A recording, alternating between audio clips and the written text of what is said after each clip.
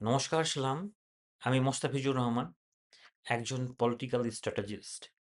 রাজনীতিতে আবেগ নয়, সংখ্যা কথা বলে। আর যে সংখ্যা বোঝে সে খেলা নিয়ন্ত্রণ করে। আগামী বিধানসভা কেন্দ্র ভিত্তিক ভোট পার্সেন্টেজ এবং ভোটিং সুইং নিয়ে এমন বিশ্লেষণ তুলে ধরব যা শুধু তথ্য নয়, ক্ষমতার বাস্তব মানচিত্র দেখাবে।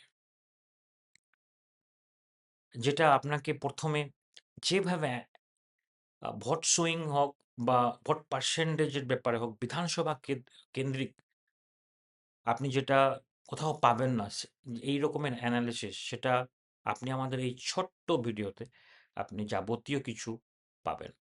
ওকে, আজ আলোচনা করব মালদা জেলার বৈষ্ণবনগর বিধানসভা কেন্দ্র থেকে। প্রথমে আসি 2011 সালের কথায়।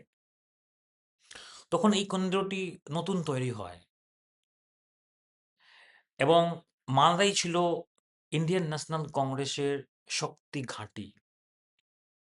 কংগ্রেস 2011-তে সেখানে 62,589 ভোট পান, 62,589, এবং পার্সেন্টেজ যদি বলি আপনাকে 43.02% ভোট পেয়ে কংগ্রেস সেখানে প্রথম স্থান অধিকার করে, মানে জয়ী হয়েছিলেন 2011-তে।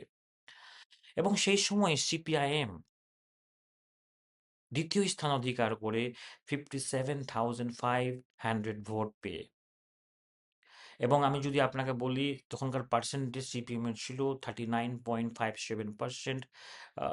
সেই সময় সিপিআইএম পার্সেন্টেজ ভোট শেয়ার পেয়েছিলেন 2011-তে। সেই সময় ভারতীয় জনতা পার্টি বিজেপি প্রায় 20,400 ভোট পায়, মানে 20,400 ভোট। ভোট শেয়ারের কথা যদি বলি আপনাকে, 14,000, সরি, আপনার ভোট পার্সেন্টেজ 14.08% ভোট শেয়ার পেয়ে ভারতীয় জনতা পার্টি থার্ড পজিশনে 2011-তে ছিলেন। তখন সরাসরি লড়াই ছিল আপনার কংগ্রেস বনাম লেফট, সেই সময় 2011-তে।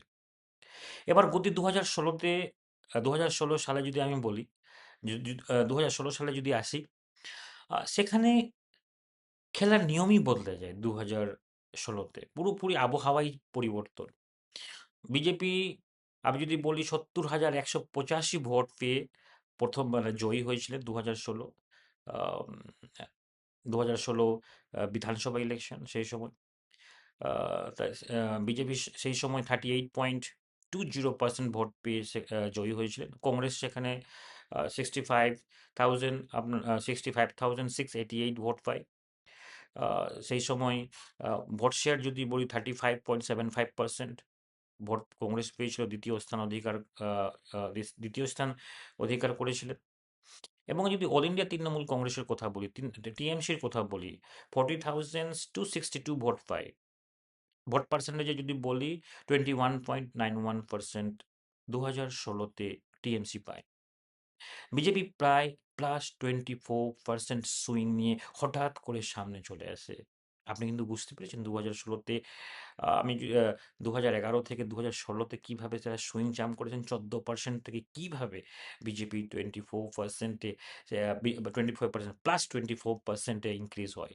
মানে আপনার +38% ভোট পেয়ে তারা জয়ী হয়েছিলেন, তাই না? তো এখানে থেকেই শুরু হয় পলিটিক্যাল পোলারাইজেশন। আবার আসি 2021 সালে। এই আ 2021 সালে যদি বলি, এই কেন্দ্রের আসল টার্নিং পয়েন্ট এখানে থেকে শুরু হয়। টিএমসির যদি ভোট পার্সেন্ট যদি বলি, জয়ী হয়েছিলেন 2021 ইলেকশন, বিধানসভা ইলেকশনে, যখন 83,061 ভোট পেয়ে। আমি ভোট পার্সেন্ট যদি 40.1% ভোট পায় তৃণমূল, টিএমসি। এবং বিজেপি সেখানে 80,590 ভোট পেয়ে সেকেন্ড স্থানে ছিল, 38.9% ভোট ছিল। এবং দুজনের যদি গ্যাপ যদি বলি, মাত্র 2%-এর উপরে, লেস দেন 2%-এর হয়েছিল। কংগ্রেস সেই সময় 2021-এ যদি বলি আপনার 37,443 ভোট পায় এবং 18.1% ভোট শেয়ার নিয়ে। ওকে। তো সবথেকে বড় জিনিস এখানে একটাই জিনিস যে কংগ্রেস 2021-এ আপনার -70% ডিক্রিজ হয় 2021-এ, এবং সেই ভোট সুইংটা টোটালি প্লাসে তৃণমূলে যায় কিন্তু, টিএমসিতে। ওকে? আর বিজেপি বিজেপি প্রায় স্টেবল থেকে প্লাস 0.7% ভোট কিন্তু তারা স্টেবল রাখে। এর মানে এটাই, অ্যান্টি বিজেপি ভোটার, মানে অ্যান্টি বিজেপি ভোটার যদি বলা যায় সেই সময় টোটালি টিএমসির দিকে, টিএমসির দিকে সুইং হয়েছিলেন সেই সময় 2021-এ। ওকে, আমি যদি 2024 লোকসভা সরি 2024 লোকসভার দিকে যদি দৃষ্টি আকর্ষণ করি, সেই সময় সেই লোকসভা ইলেকশনে সেই বিধানসভা কেন্দ্র থেকে কতটা কে লিড যায়।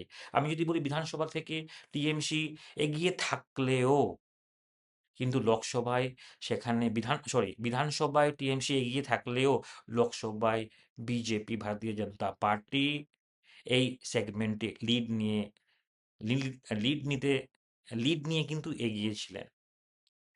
তো এখান থেকে আমরা পুরোপুরি আলাদাভাবে আমরা ডিসিশন দেখতে পারছি। ভোটারের আলাদা করে বোঝা যাচ্ছে আপনার স্টেট ইলেকশন একভাবে দেখছে এবং ন্যাশনাল ইলেকশন আরেকভাবে দেখছে।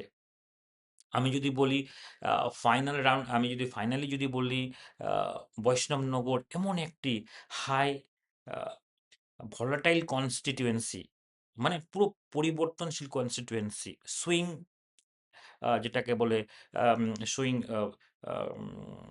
বিধানসভা। ওকে, সুইং অ্যাসেম্বলি। তো সব থেকে বড় জিনিস হলো যে ক্যান্ডিডেট সেখানকার স্ট্র্যাটেজিক্যালি কাজ করবে তারাই কিন্তু সেখানে জয়ী হবে। শেষ কথা একটাই, 2026 ইলেকশন আরো ইন্টারেস্টিং হচ্ছে। মনে রাখবেন, ভোট সুইং কখনো এমনি হয় না। এটা তৈরি হয় প্ল্যানিং আর ন্যারেটিভের মাধ্যমে। যে ন্যারেটিভ নিয়ন্ত্রণ করে সেই সফলতা নিয়ে আসে। তাই আগামী নির্বাচনে যদি আপনি সঠিক স্ট্র্যাটেজিক ও সায়েন্টিফিক অ্যাপ্রোচ নিয়ে এগোতে চান, তাহলে এখনই আমাদের সঙ্গে যোগাযোগ করতে পারেন। আমাদের অফিস মালদাতে রয়েছে। আপনারা যদি যোগাযোগ করতে চান, আমাদের যে ডিএম রয়েছে, মেসেজ করতে পারেন। আমাদের অফিস থেকে আপনার সঙ্গে যোগাযোগ করে নেওয়া হবে। ওকে, আজকের জন্য এতটুকুই। নমস্কার।